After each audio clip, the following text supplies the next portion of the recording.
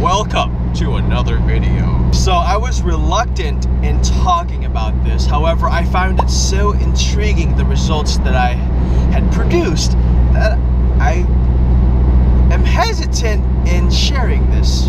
But I am wanting to anyway because of how weird it is. I've been wondering how much salt I've been consuming because I've been really eating a lot of salts lately, mainly just soy sauce over rice and lots of it. And the fact that I felt my face swelling during mornings when I would first wake up. And so I took it upon myself to figure out how much salt I was actually pumping out and if my kidneys were even working. So I started urinating in a plastic jug. It's a little strange. Doing this showed me a few things. Number one, it actually showed me how much salt my body has been removing from my bloodstream. Once I emptied out the first quote-unquote batch of piss, I realized, wow, there is sand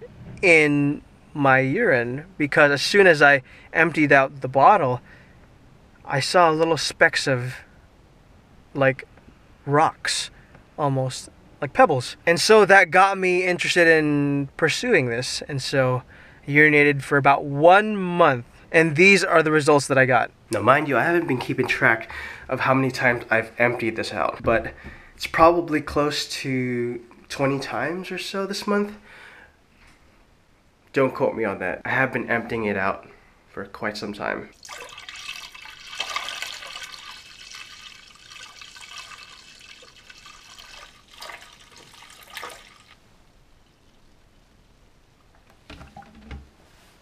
I don't know if you've seen that, but that was a little bit of the sand that just came out. But let me show you this to be more precise.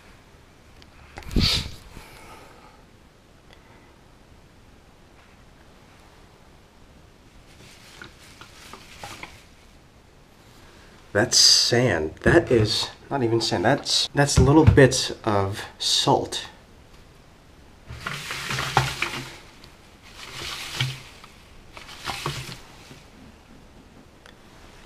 And that is about 1.5 months. I'm gonna see if I can dry this out and then hopefully lay it out on some tissue and really observe it.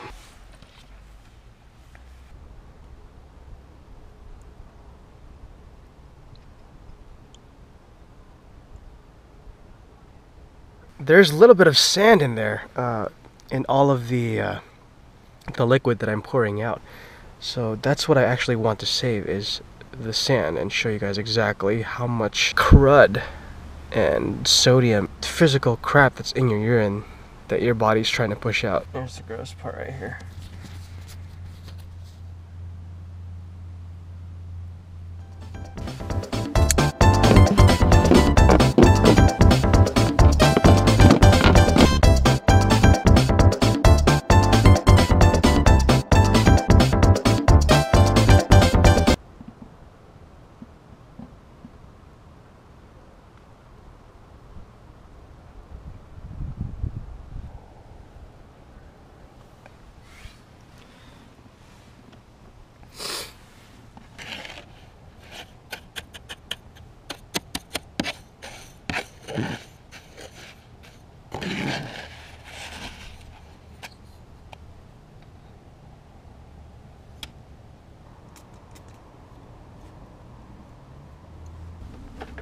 That is a lot of sand.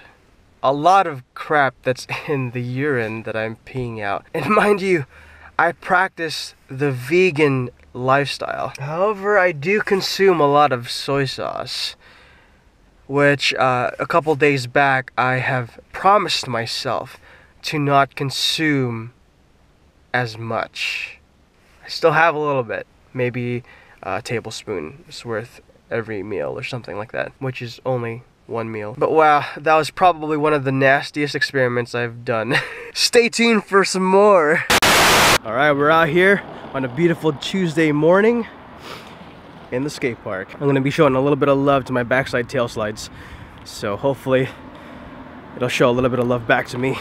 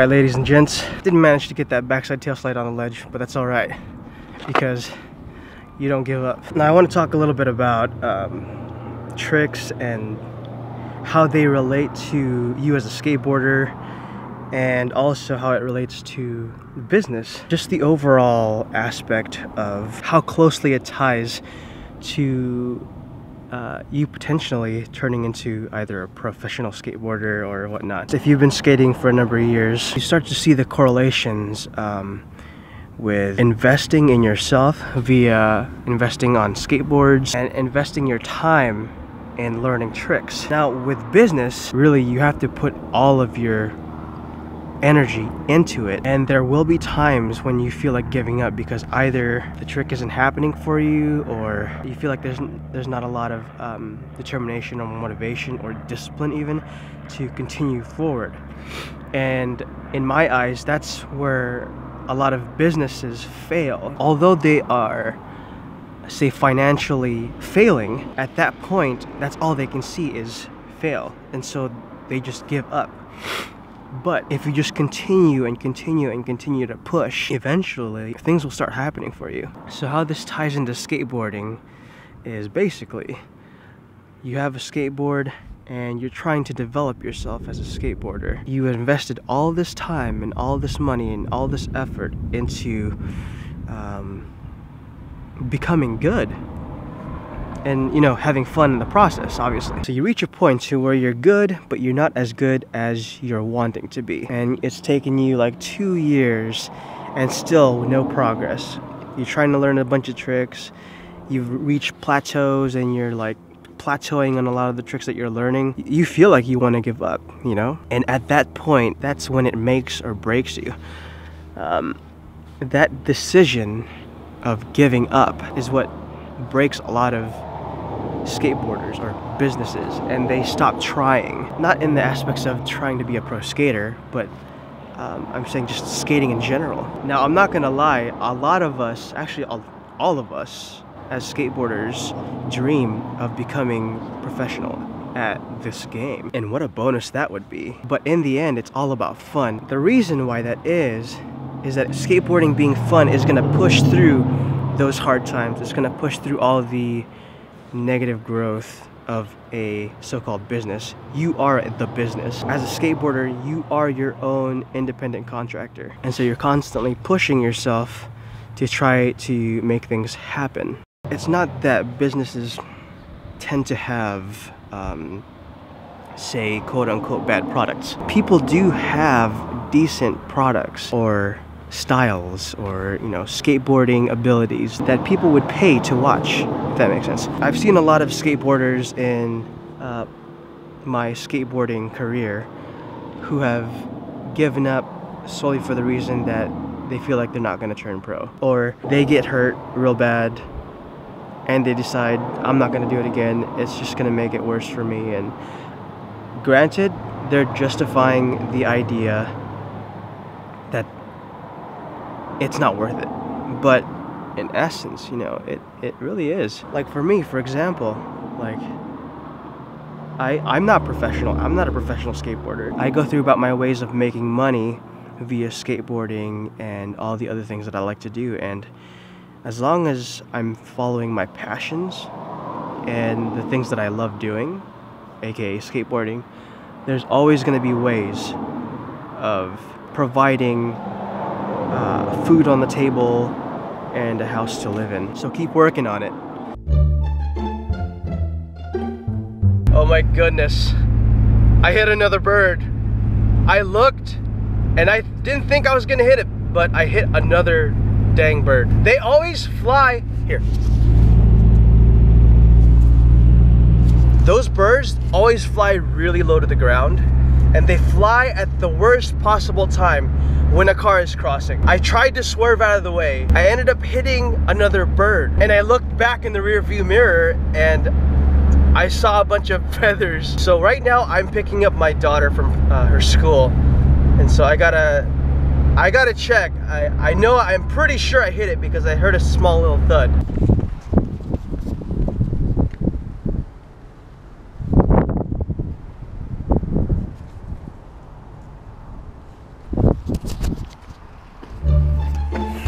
bites me, bro. I'm really scared about taking out that bird. I'm pretty squeamish right now, so.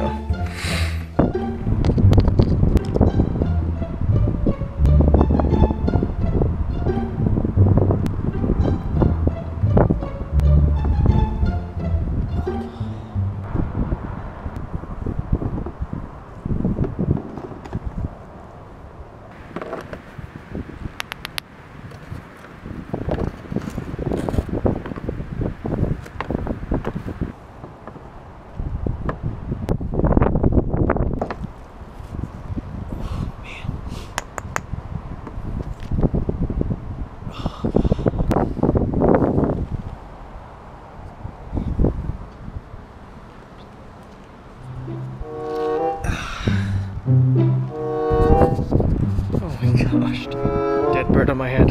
Pants are falling off.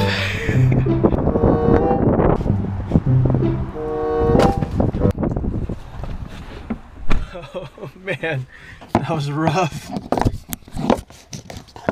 I'm so sorry, bird.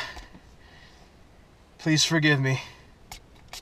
I was just the wrong place at the wrong time. I wish I could have buried him. Or her. Dang, I feel really bad. Alright, ladies and gents, that about does it for this video. If you like this episode, please let me know by clicking that like button. If you have any video suggestions for me, please don't hesitate and leave it down in the comment section below. And as always, thank you guys so much for watching. My name is Julius. Remember to slap that subscribe button, as well as that notification bell for my future videos. And if you haven't done so already, go ahead and subscribe to my new channel under the same name, for which I will be doing unboxings, product review, random skits, and everything else to do with skateboarding. And if you'd like to contribute further to this channel, go ahead and click that donation button on the bottom right hand side of my banner. I'll see you guys on the next one. Latest.